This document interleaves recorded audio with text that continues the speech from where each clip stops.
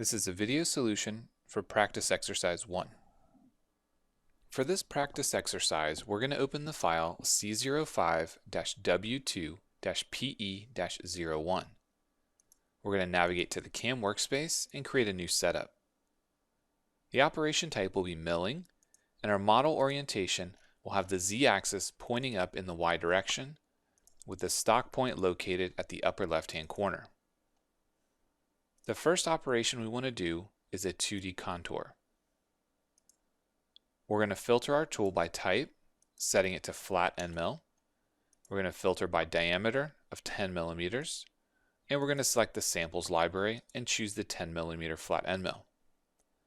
Once we've chosen this tool, we can go back in and edit in our current documents. We're going to modify the tool to have a 65 millimeter body length. We're going to change the shoulder length to 65 millimeters and the flute length to 50. We're going to allow it to update the operations and say OK.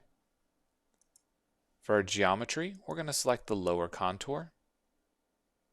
And for our linking parameters, we're going to add a linear lead-in distance of 8 millimeters, a vertical lead-in radius of 2, and a horizontal lead-in radius of 2. Once the operation is created, let's simulate it.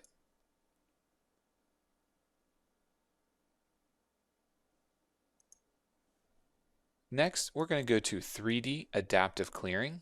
We're going to use the same tool. We're going to use the same machining boundary, which is our stock. We're going to use the default heights.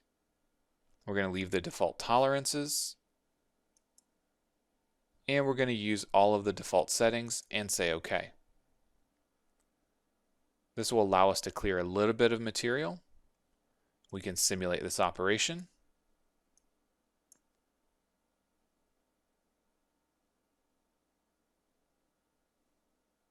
Close and save our file.